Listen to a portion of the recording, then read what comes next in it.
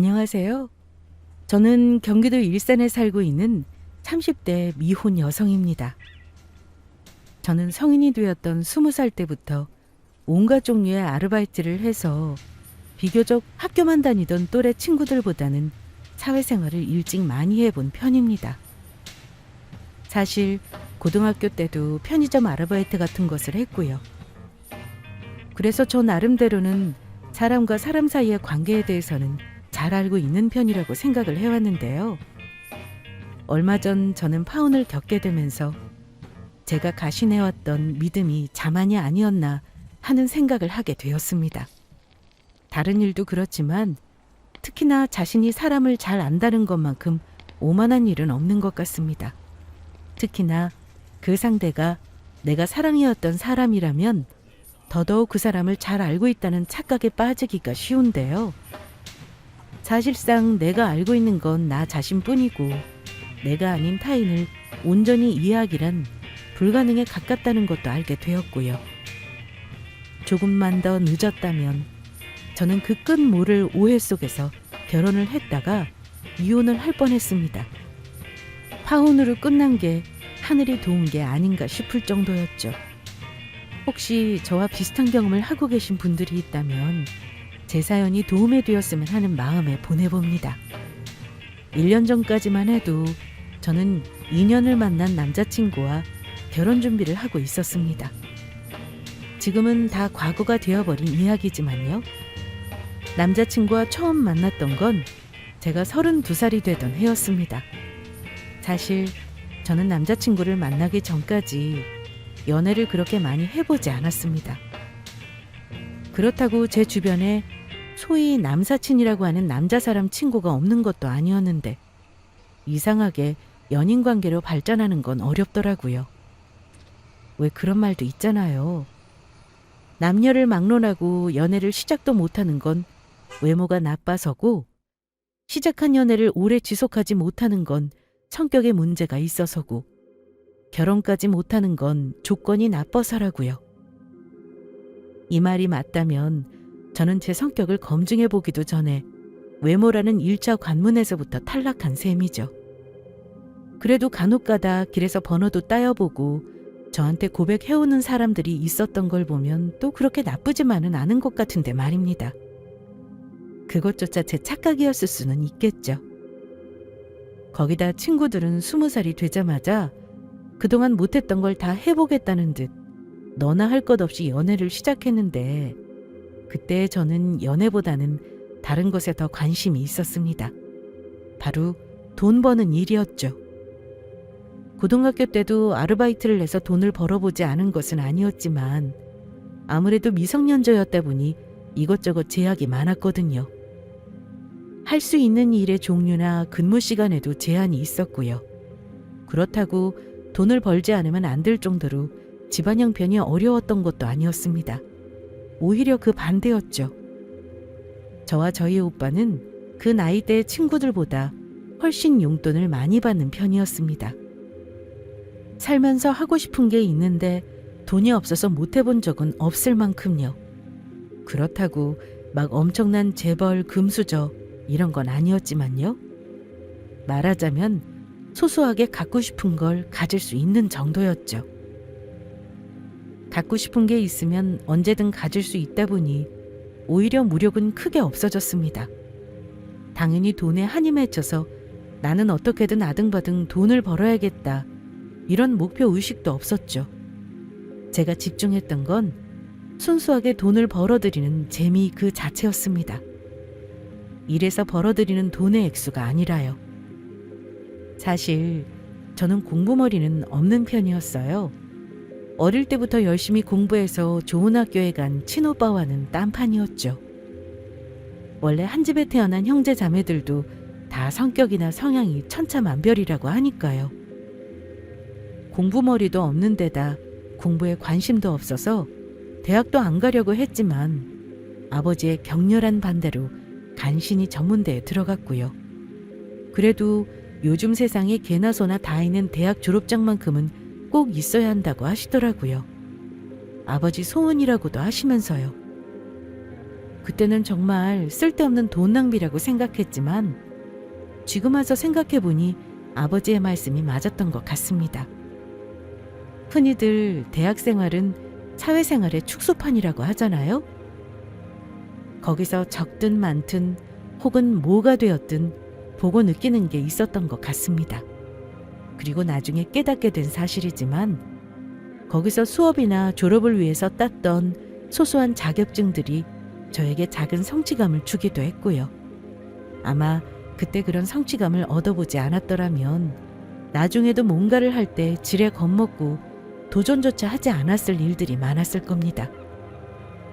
어쨌든 저는 그때부터 열심히 아르바이트를 해서 돈을 모으기 시작했습니다. 제가 호기심은 많은 편이어서 여태껏 해보지 않았던 일들이 재미있기도 하고 신기하기도 했고요. 어느 정도 시간이 지나자 제가 잘할 수 있는 일들을 생각해보게 되었습니다. 앞으로도 지금처럼 돈에 구애받지 않고 제가 하고 싶은 일을 하면서 재미있게 할 수 있는 일이 뭐가 있을까 하는 고민을 하게 되었죠. 역설적으로 돈에 구애받지 않고 하고 싶은 걸 하기 위해서는 돈이 있어야 하더라고요. 하고 싶은 걸 하면서 간혹 그 일이 잘못되어 망하더라도 생계에 지장이 없을 정도의 안정적인 수입원이요. 그래서 저는 일단 사업을 하기로 했습니다. 다행히 주변에는 조언을 얻을 만한 지인들이 많이 있었어요. 아무래도 일반 회사에 들어가는 비율보다 일찍 장사나 사업을 시작한 애들이 많아서 그만큼 개인 사업의 실패나 성공에 대한 데이터가 많은 편이었죠. 지인들의 조언을 얻고 저도 여기저기 다니면서 궁리해 본 끝에 저만의 사업을 시작했고 다행히 그게 성공해서 지금은 안정적으로 자리를 잡게 되었습니다. 그리고 그때 소개팅으로 만났던 게 바로 제 남자친구였고요. 제 짧은 연애 인생을 통틀어서 3번째 남자친구였죠. 남자친구는 결혼한 제 친구 남편의 친한 친구였습니다. 저도 워낙 친했던 친구라 저는 친구 부부와 같이 만나서 가끔 커피를 마시거나 밥을 먹기도 했거든요. 같은 동네에 살아서 거리도 가까워 더 자주 만난 것도 있고요.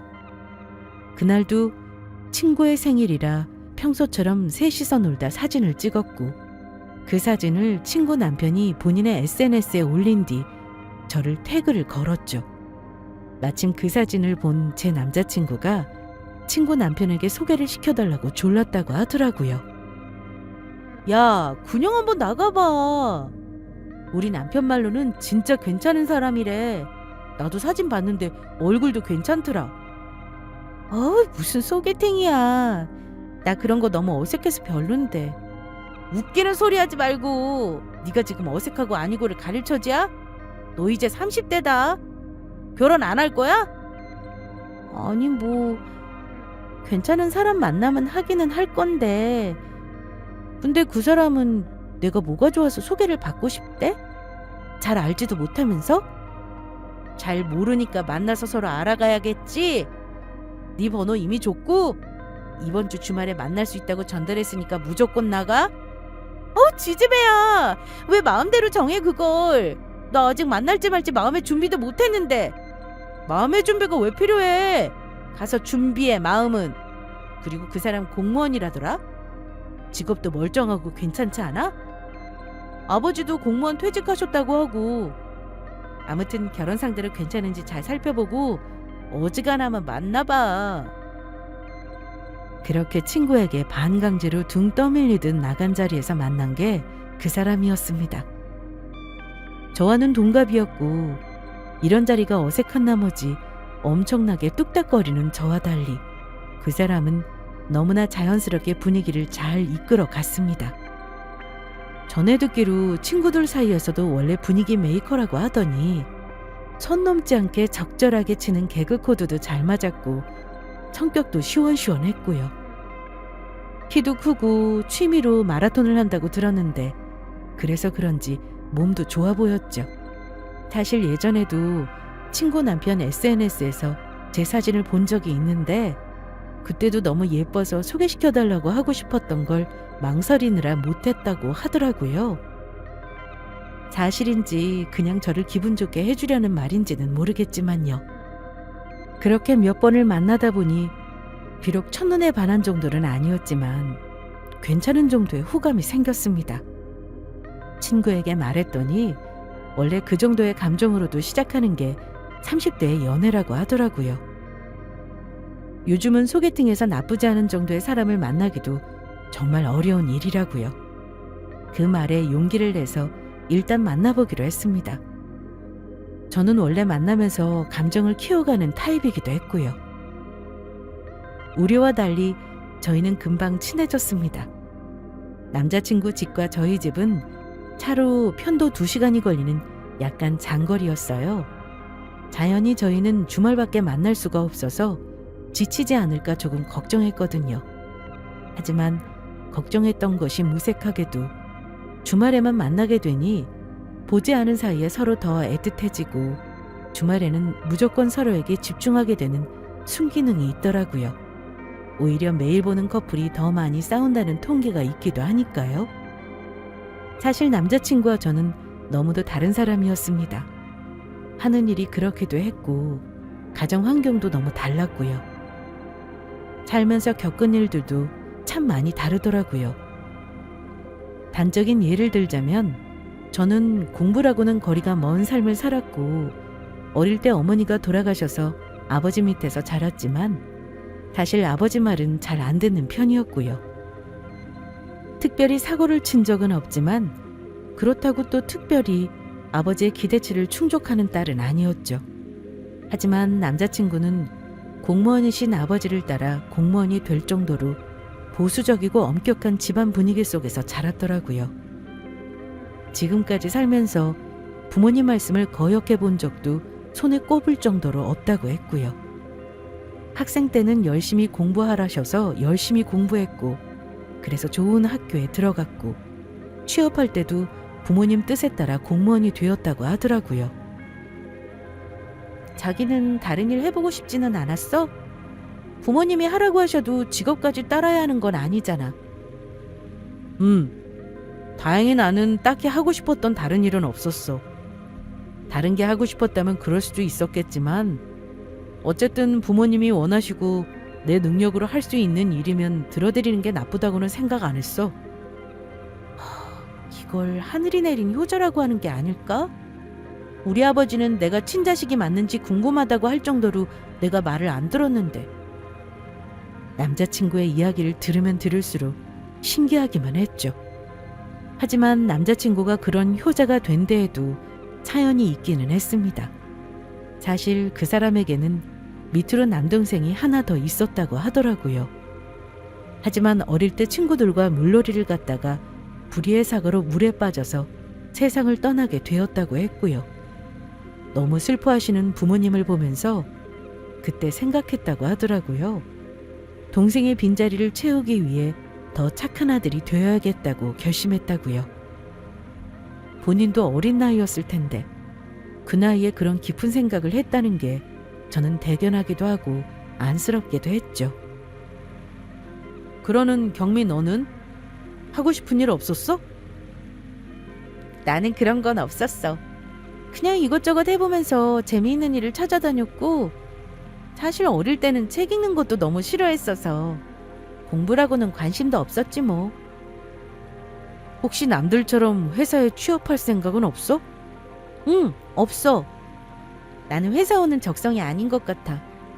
정시에 따박따박 출근해서 사무실에서 오래도록 근무하는 거 답답할 것 같아.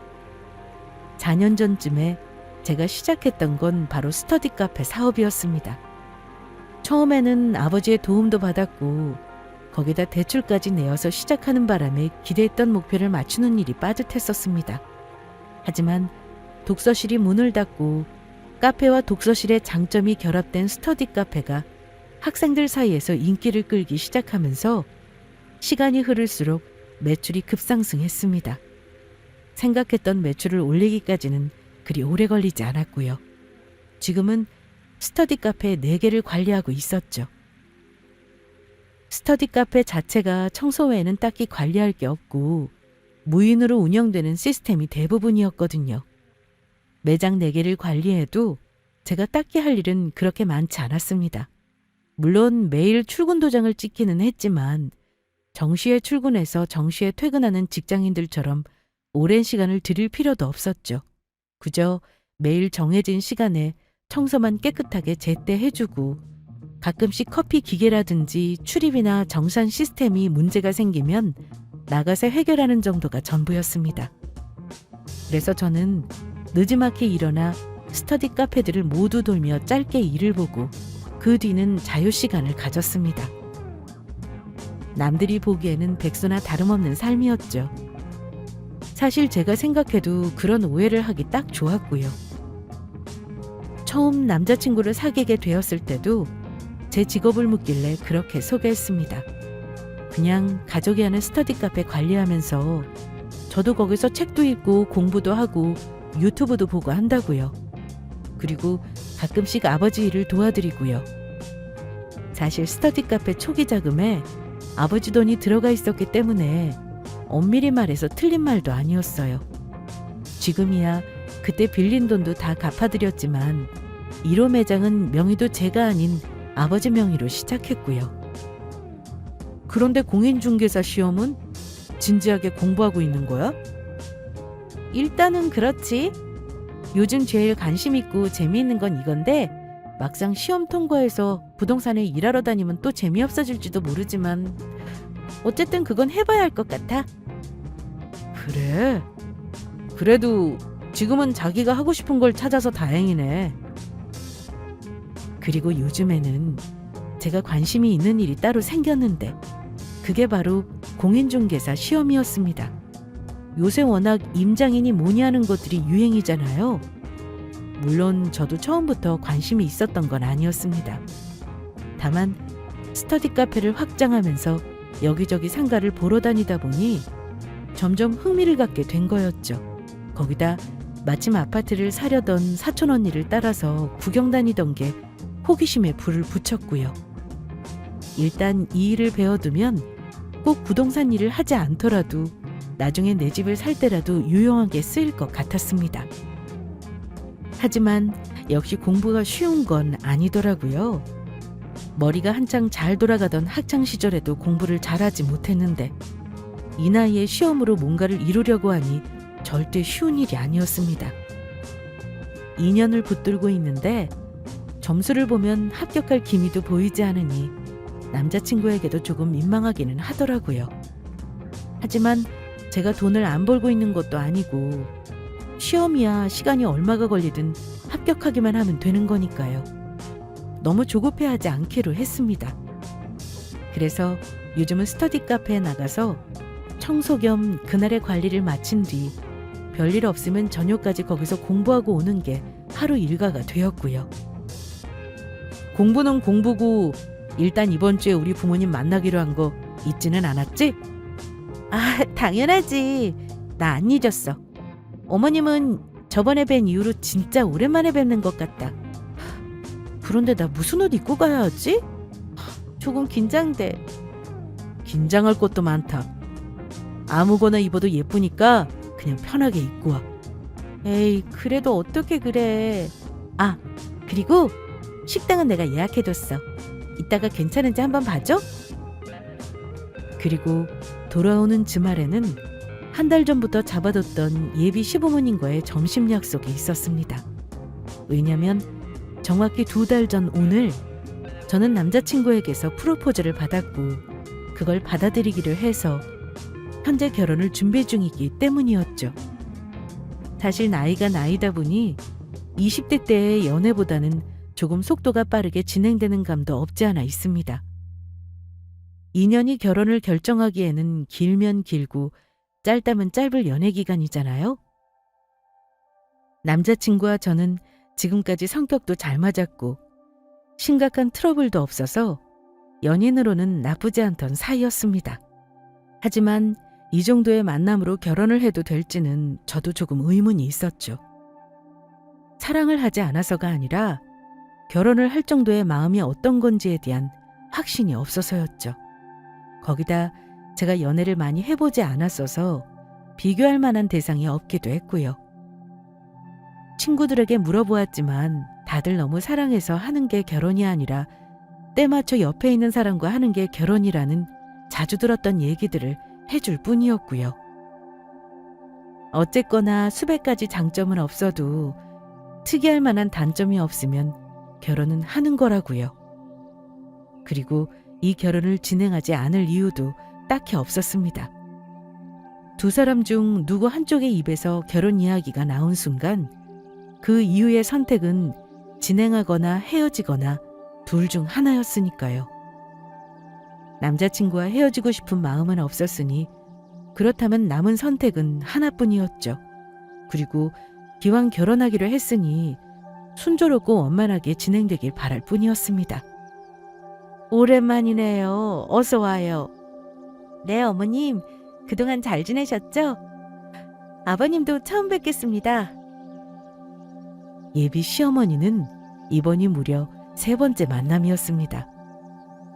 사귀었던 초반에 남자친구의 자취방 앞에서 한 번 뵈었었고, 2번째는 몇 달 전에 남자친구와 백화점에 놀러 갔다 우연히 마주쳤었습니다. 마지막으로 뵈었을 때는 팥빙수도 사주시고 같이 앉아서 담소도 나누며 즐거운 시간을 보냈었던 기억이 있고요. 예비 시아버지는 이번이 처음 뵙는 자리였습니다. 공무원으로 퇴직하셨다던 예비 시아버지는 무척이나 점잖으신 분이셨습니다. 다만 남자친구에게 전해 들었던 것처럼 굉장히 엄격하신 듯 했고요. 저와 거의 친구처럼 지내는 저희 아버지와는 분위기가 딴판이었습니다. 외동아들이라 더 엄하게 키우셨다고도 들었죠. 저는 저도 모르게 자꾸 경직되는 분위기를 애써 웃으며 풀어보려고 노력했습니다. 그래, 식장은 이미 잡았다고 들었는데. 네, 아버님. 예식장은 밥이 맛있고 주차가 편한 곳이 최고라고 해서 최대한 그쪽으로 신경 써서 잡았습니다. 요즘은 워낙 예식장 자리가 없어서 다들 상견례 전에 일단 식장부터 잡아둔다고 하더라고요. 괜찮은 식장은 남은 날짜가 없어서 저희도 겨우 잡았어요, 아버지. 우리는 그래도 순서가 바뀐 것 같은데? 요즘 추세가 다들 그렇다고 하니 참 세상이 많이 달라지기는 했나 보구나. 양가 허락을 미리 구해서 저희는 상견례를 하기 전에 먼저 예식장을 잡았습니다. 앞서 결혼했던 친구들이 워낙 식장부터 잡아야 한다고 신신당부했었거든요. 날짜를 미루는 건 가능해도 당기는 건 불가능하니까 최대한 서두르라고요. 저희 나이도 나이다 보니 한 해 한 해가 아쉽기는 해서 양가 부모님도 그러라고 하셨고요. 다행이었죠. 예식 날짜와 예식장이 결혼 과정의 제일 큰 문제였는데 일단 그걸 정하고 나니 나머지는 순조롭게 흘러갔습니다. 예물이니 예단이니 하는 것들도 생략하기로 했고요. 남들은 결혼 준비 과정에서 정말 별별 일로 다 싸운다는데 저희는 특별히 다툴 일도 없었습니다. 저는 우선 결혼식에 대한 로망이 전혀 없었고 둘째로는 귀찮은 걸 싫어하는 성격이라 어지간한 선택은 남자친구가 하도록 했거든요. 그에 반해 남자친구는 하나부터 10까지 본인이 직접 알아보고 꼼꼼하게 비교하고 따져보는 걸 좋아하는 성격이었습니다. 그러니 저희 커플은 자연히 트러블이 있을 수가 없는 편이었죠. 그 다음 큰 문제는 신혼집이었는데 그건 둘이서 모은 돈을 합쳐서 작은 전셋집에서 시작하기로 했고요. 남자친구가 공무원인지라 아무래도 모은 돈이 얼마 없었거든요. 거기다 월급도 정말 얼마 되지 않았고요. 제가 절반을 보태고 나머지는 일단 은행 대출로 해결하기로 했습니다. 저희는 결혼하는데 양가의 도움을 받지 않기로 합의한 상태였죠. 시아버지께서 연금을 받으시지만 넉넉한 살림은 아니다 보니 시댁에서는 결혼 얘기가 나오던 처음부터 한 푼도 지원해 줄 수 없다고 하셨거든요. 저도 거기에 불만이 없었습니다. 부모님 도움을 받을 수 있다면 좋기야 하겠지만 그렇다고 부모님이 꼭 도와주셔야 하는 의무가 있는 것도 아니고요. 양가에서 지금까지 잘 키워주셨으니 그걸로도 충분하다고 생각했습니다. 대출금은 젊은 우리가 열심히 벌어서 갚으면 되는 거고요. 남자친구도 제 생각을 듣고는 고맙다고 하더라고요. 그래, 요즘은 다들 결혼식부터 신혼집까지 양가 부모 개입 없이 당사자 두 사람이 알아서 결정하고 조율해서 결혼하는 것 같더라고. 둘이서 사이좋게 잘 의논해서 준비하도록 해요. 우리가 뭐 따로 간섭하거나 해줄 건 없으니까.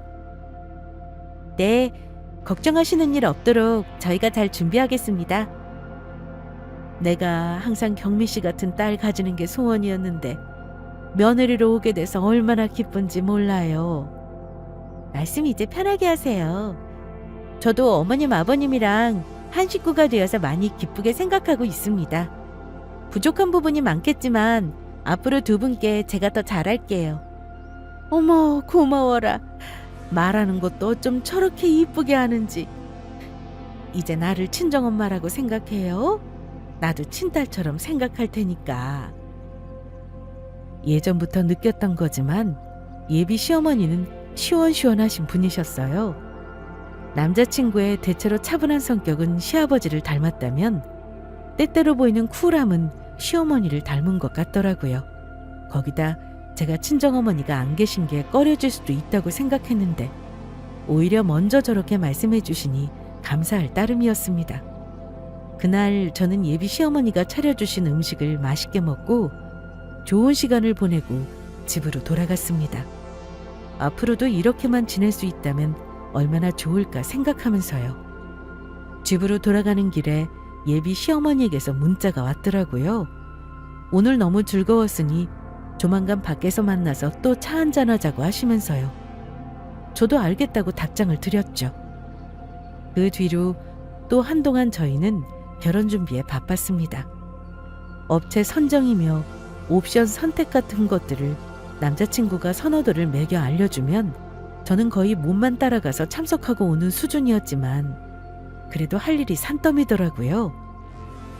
결혼은 원래 신부 위주의 이벤트라 다른 커플들은 어지간하면 여자가 전부 알아보고 남자들이 몸만 왔다 간다고 하던데 다른 여자들은 대체 어떻게 이런 과정을 하나부터 열까지 다 챙기는지 신기할 정도였죠.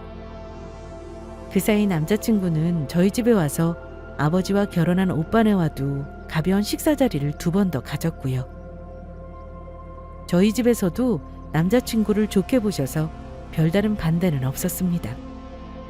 정신없는 나날이기는 했지만 결혼 준비 자체는 순탄했죠. 이렇게 별일 없이 진행되는 게 맞는 건가 싶을 정도로요. 하지만 그런 제 생각은 한 치 앞도 모르는 저의 오만에 불과했습니다. 머지않아 다가올 엄청난 이벤트를 그때는 알지 못하고 있었던 거죠. 그리고 그 사건이 벌어진 건 상견례 일정을 조율하고 있던 어느 날이었습니다. 어머니, 그날 아버지랑 별다른 일정 없으시면 상견례는 다음 주 주말로 잡을게요. 그래, 그렇게 하렴. 상견례도 계속 미루는 것보다 얼른 끝내는 게 너희도 편하지 않겠니? 네, 저희 아버지도 얼른 뵙고 싶다고 하시네요. 장소는 예약하는 대로 말씀드릴게요. 저희의 결혼식은 4개월 앞으로 다가왔고 양가 상견례를 제외하면 더 이상의 큰 이벤트는 없다고 할 수 있었죠. 그날 남자친구와 저는 퇴근 후에 예비 시어머니를 모시고 저녁을 먹은 뒤 조용한 카페로 이동해 상견례 날짜를 의논드렸습니다. 그리고 나서 남자친구의 어릴 적 이야기가 나와서 한창 화기애애한 분위기였죠. 예비 시어머니가 집에 있던 어릴 적 앨범 사진을 핸드폰으로 찍어오셔서 같이 보고 있었거든요. 너무 크게 웃는 바람에 카페에 민폐가 아닐지 걱정될 정도였죠. 그러다가 문득 말끝에 저희 친오빠 얘기가 나오게 되었어요. 그래, 오빠랑은 사이가 참 좋다면서? 요즘 오누이끼리 사이 좋은 집도 많이 없던데. 네, 솔직히 어릴 때는 많이 다퉜는데 어느 순간부터 오빠가 엄청 잘해주더라고요. 아빠는 그때 회사 다니느라 바쁘셨고 엄마 대신 둘이서 의지하면서 잘 지냈던 것 같아요. 그랬구나. 오빠는 애가 셋이라고 들었는데 맞니? 아, 네, 맞아요. 태연이랑 아직 연애하는 것처럼 사이가 좋거든요. 오빠가 어릴 때부터 가족을 많이 만들고 싶다고 하기도 했었고요. 부부 사이가 좋으면 너무 다행이지. 그런데 애가 셋이면 돈이 만만찮게 들 텐데 거기다 외벌이라면서? 오빠가 고생하겠네. 네, 오빠가 잘 벌기는 하는데 아무래도 이제 조카들 학비 들어가기 시작하니까 좀 부담스러운가 보더라고요. 그래도 괜찮아요. 얼마 전에 아버지 건물 증여받았거든요. 7년 전까지만 해도 직장 생활을 하셨던 저희 아버지에게는 건물이 하나 있었습니다. 저희 본가의 근처에는 5층짜리 상가 건물이었죠.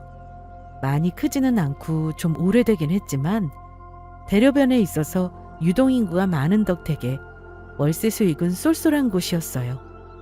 원래 돌아가신 할아버지가 생전에 사들이셨던 건물인데 그 옆으로 도로가 생기면서 개발이 되어서 시세가 엄청 올랐고요. 아버지가 명예퇴직을 하신 이후로는 임대 수익을 받고 지내셨고 그 건물 관리를 하면서 지내셨죠. 증여를 받았다고? 네. 아버지가 이제 나이도 드시고 관리하기도 귀찮으시다고 저희한테 증여를 하든지 처분을 하든지 하겠다고 몇 년 전부터 말씀하셨거든요. 저 결혼하고 나면 이제 경치 좋은 시골 내려가서 텃밭 가꾸고 낚시 다니고 싶으시다고요. 아니 그런데 그걸 오빠한테 줬다고? 경미 너는 안 받고?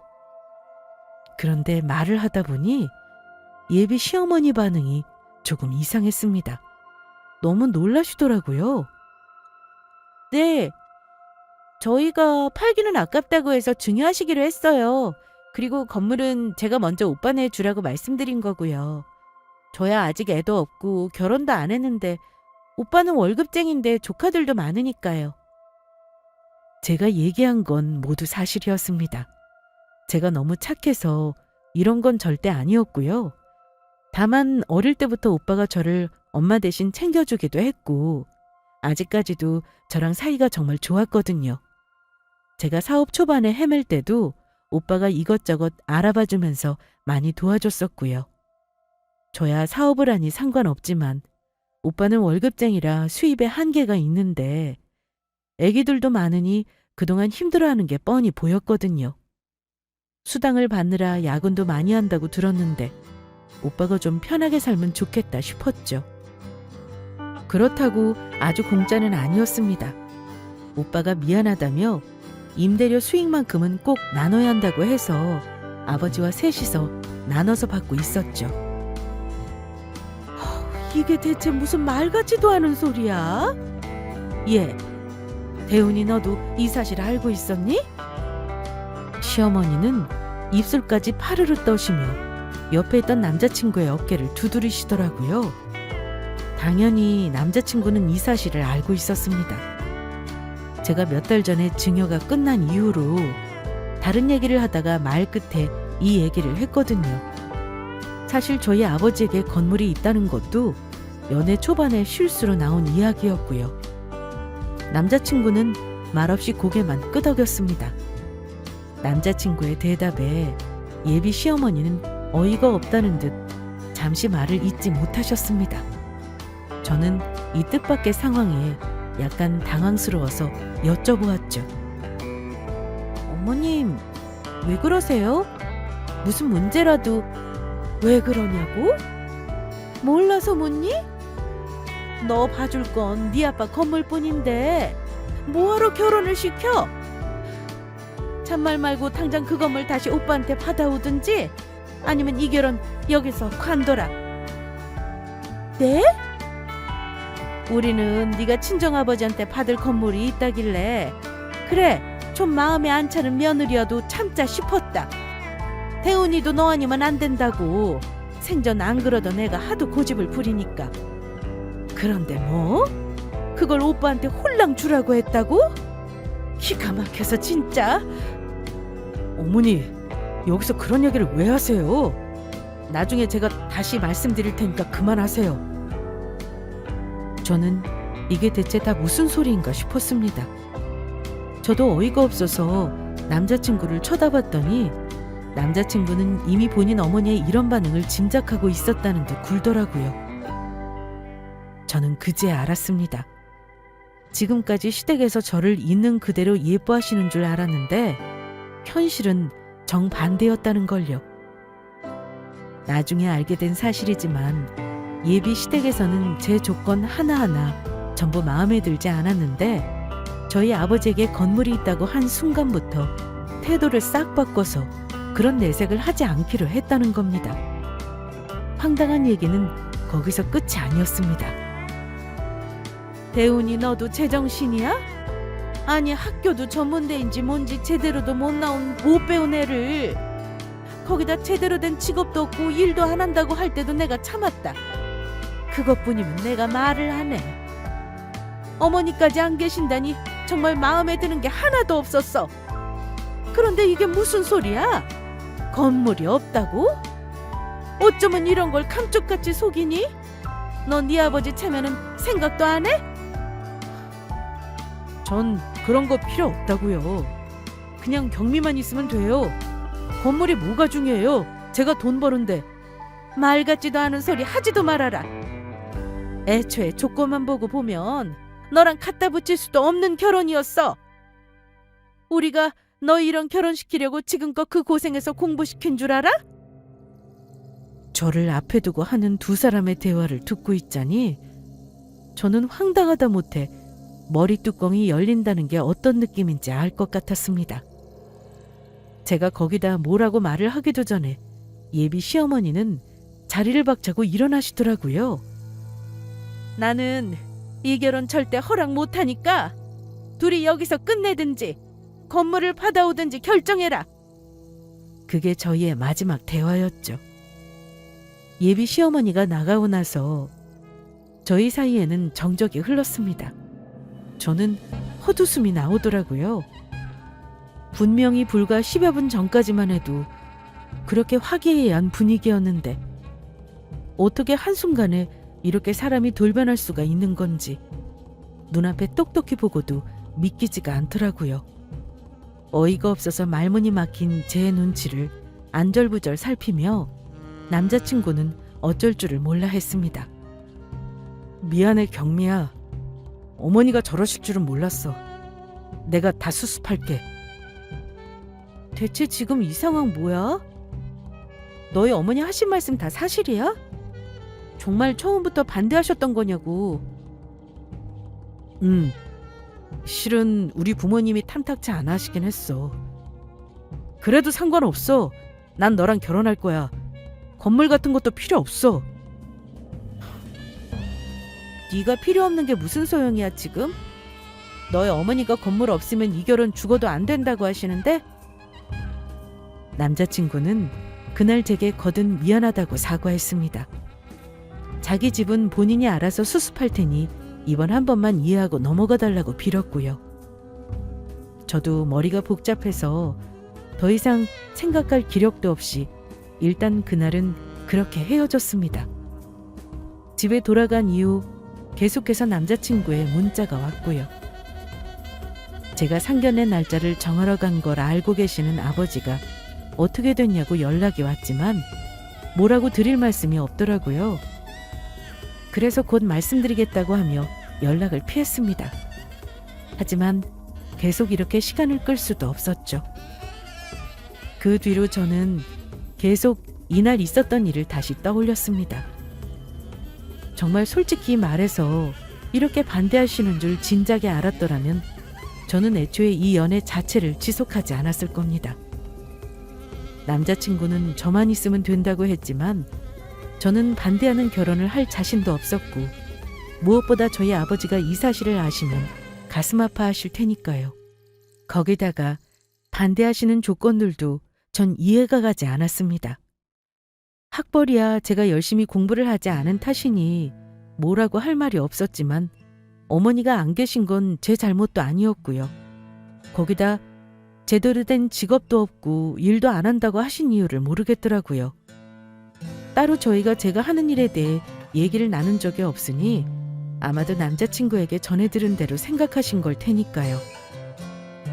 이제는 남자친구가 대체 제 일에 대해 뭐라고 생각하고 있는 건지가 궁금해질 지경이더라고요. 이 결혼은 어차피 여기서 접을 생각이었지만 여기에 대해서는 확실하게 짚고 넘어가야 되겠다 싶었죠. 그리고 저희가 만난 건 그 일로부터 정확히 나흘 뒤였습니다. 수척해진 얼굴로 저희 집 앞에 나타난 그 사람은 생전 처음 보는 미미한 표정으로 제게 말했어요. 미안해. 정말 미안한데 어머니가 너무 반대를 하시네. 아버지도 그렇고. 그래, 그럴 줄 알았어. 진작 말해주지 그랬어? 그랬으면 여기까지 질질 끄는 일은 없었을 텐데. 결국은 내 뜻에 따라주실 줄 알았는데 막판에 이렇게까지 하실 줄은 몰랐어. 어쨌든 너한테는 할 말이 없어. 미안해. 하지만 반대하는 결혼은 널 위해서도 안 하는 게 나을 것 같아. 제가 제일 실망스러웠던 대목은 바로 남자친구의 마지막 말이었습니다. 제대로 된 전후 설명도 없이 그저 부모님이 반대하신다는 그 말 한마디로 모든 걸 정리하려는 것도 화가 났지만 마치 이파온이 저를 위해서인 것처럼 말하는 그의 태도가요. 이 결혼을 정리하기 전에 본인이 무슨 노력을 어떻게 했는지에 대한 설명도 단 한마디 없었고요. 파온이 나를 위해서라니. 애초에 그렇게 내 생각을 해줄 거였으면 오늘의 이 사태를 만들지 않았어야 하는 게 아니었을까요? 적어도 좋은 척 연기하며 거짓말로 저를 속일 게 아니라 하루라도 더 일찍 솔직하게 고백해서 결혼 준비 자체를 하지 않았어야 했고요. 하지만 저는 더 이상 아무 말도 하지 않았습니다. 남자친구나 그 어머니가 오해하고 있는 제 일에 대해서 설명할 필요도 느끼지 못했고요. 이제 헤어지는 마당에 그게 다 무슨 소용인가 싶었죠. 저희는 그날 그 자리에서 그간의 만남을 정리했습니다. 결혼을 준비하고 평생을 약속했던 사이에도 헤어지는 데에는 일주일도 필요하지 않더라고요. 그 길로 저희 집에 파혼 소식을 알렸습니다. 저희 아버지와 오빠는 뒤늦게 그간의 사정을 듣고 정말 불같이 화를 냈고요. 특히 저희 오빠는 당장이라도 뛰어가서 남자친구 멱살이라도 잡으려는 걸 제가 간신히 뜯어말렸습니다. 헤어진 마당에 다시 볼 필요도 없고 더 들을 이야기도 없다고 했죠. 특히나 그게 건물 때문이었다는 걸 알게 된 새언니는 너무나 미안해했죠. 저는 오히려 새언니에게 미안하더라고요. 오빠가 새언니가 저에게 얼마나 잘해줬는지는 누구보다 제가 더 잘 알고 있었으니까요. 아버지는 한편으로는 저를 위로했습니다. 이제라도 그 집 식구들 추악한 속내를 알게 되어서 다행이라고요. 결국 그 건물이 아니었으면 이런 걸 하나도 모르고 그 집구석에 시집갈 뻔했으니까요. 저는 남자친구의 번호와 사진을 지우고 새로 시작하기로 했습니다. 저 혼자만의 인생에 집중을 하기로 했죠. 그간 결혼 준비를 하느라 계속 못했던 공인중개사 공부도 다시 시작했고요. 다소 소홀했던 스터디 카페도 더 열심히 청소하고 보수공사를 진행하면서 제 오픈 회원 이벤트도 열고 홍보 대행사를 맡겨서 홍보 이벤트도 진행했죠. 덕분에 시간 가는 줄 모르고 바빴고 복잡했던 신경을 정리하는 데에도 많은 도움이 되었습니다. 일부러 의욕적으로 일을 벌인 탓에 몸은 조금 힘들었지만 월 매출도 꽤나 많이 올랐죠. 그 돈으로 아버지와 오빠네와 함께 모처럼 가족여행을 갈 계획도 세우고 비행기 티켓도 끊었습니다. 그리고 2달쯤 지났을까. 저도 이제 지난 과거를 생각조차 하지 않는 날들이 대부분이 되었을 때쯤이었어요. 스터디 카페 행사 이벤트로 커피를 나눠주고 있는데 뜻밖에도 익숙한 얼굴이 나타났습니다. 남자친구와 그의 어머니였죠. 저 얼굴들을 다시 그것도 여기서 볼 거라고는 생각도 못했던 탓에 제가 말없이 한참을 쳐다보고 있었더니 쭈뼛거리며 저에게 먼저 다가오더라고요. 잠깐 어디 가서 얘기 좀 하고 싶다면서요. 대체 무슨 말을 하려고 여기까지 왔나 싶어서 일단 건물 1층으로 내려갔죠. 3층짜리 건물 1층에서 신규 회원 등록 겸 카페를 같이 하고 있었거든요. 내가 그동안 오해한 부분이 있더구나. 미안하구나. 오해요? 무슨 오해 말씀이세요? 나는 네가 그냥 가족 건물에 변변찮은 스터디 카페 같은 거 하나 차려서 관리한답시고 청소나 하고 그러는 줄 알았는데 그게 아니라면서? 이 건물도 그렇고 다 네 사업이라며. 그래서 지금 그 말씀하러 오신 거예요? 와서 한다는 말은 더 어이가 없었죠. 알고 봤더니 남자친구는 저랑 헤어진 이후에 소개팅을 주선해줬던 친구 남편을 만났다가 제가 하는 사업에 대해서 자세히 듣게 되었다더라고요. 건물 때문에 그 사달이 나서 저랑 헤어졌다고 하니 친구 남편이 깜짝 놀라면서 얘기해줬다고요. 친구가 초등학교 때부터 저랑 절친이다 보니 자연스럽게 제 사정을 훤히 알고 있었거든요. 그래서 제가 갖고 있는 스터디 카페가 몇 개인지도 그리고 거기서 나오는 매출이 매장마다 얼마나 되는지도 얘기해 줬더라고요. 거기까지만 전했어도 거기서 나오는 순수익이 공무원인 본인 월급의 몇 배가 되는지도 짐작했을 거고요. 그제서야 저는 본인 아들에게 갖다 붙일 수도 없는 조건이라고 눈앞에서 후려치던 예비 시어머니가 갑자기 저 자세로 나온 이유를 알 것 같았습니다. 나도 미안해. 어머니도 그렇고 아버지도 이 결혼 허락하셨어. 염치 없지만 우리 다시 시작하자, 경미야. 다시 시작하자고? 그래. 한동안 우리 한 식구처럼 잘 지냈잖니. 서로 오해가 있었던 부분은 잘 풀고 너그럽게 넘어가면 되는 거 아니겠니? 평생 살면서 이렇게 싸울 일이 있을 텐데 그때마다 헤어지면 부부가 어떻게 살겠어? 착한 네가 이번 한 번만 이해하고 넘어가자꾸나. 아, 그리고 사과의 뜻으로 전셋집은 대출 대신에 우리 집에서 보태서 해주기로 했다. 어떠니? 어떻긴요. 당연히 거절했죠. 저는 그때 처음으로 인간이 이렇게나 혐오스러울 수도 있구나 하는 생각을 하게 되었습니다. 무엇보다 본인 어머니까지 대동하고 나타나 제게 싹싹 빌고 있는 전 남자친구의 얼굴을 보고 있자니 많은 생각이 밀려들었습니다. 네가 정말 나를 조금이라도 생각했다면 오늘 이 자리에 나타나지 않았을 거야. 내가 너한테 제일 실망스러운 건 바로 이거야. 다시는 찾아오는 일 없었으면 해. 제가 사랑했던 사람의 바닥을 보는 것만큼 힘든 일은 없었죠. 하지만 차라리 이렇게 끝을 볼 수 있어서 다행이라는 생각도 들었습니다. 오늘의 이 만남 덕분에 정말 어쩌다 아주 가끔 살면서 생각날지도 모를 일말의 미련마저도 모두 사라지게 만들어줬으니까요. 비록 결혼은 실패했지만 저는 거기서 적잖이 많은 교훈을 얻게 되었습니다. 돈이 정말 이렇게 치사한 건가 싶은 생각도 들었고요. 한편으로는 그 치사한 돈 때문에 어쩌면 평생 알 수 없을지도 몰랐던 인간들의 진짜 민낯을 알게 되었으니 하늘이 도운 일일 수도 있었고요. 옛말에 결혼할 때는 그 집안을 보는 거라더니 그게 바로 이럴 때 쓰는 말이라는 것도 알게 되었죠. 혹시라도 이 사연을 들으시는 분들 중에 결혼을 준비하고 계시는 분이 있다면 제 사연이 조금이나마 참고가 되었으면 하는 바람입니다. 감사합니다.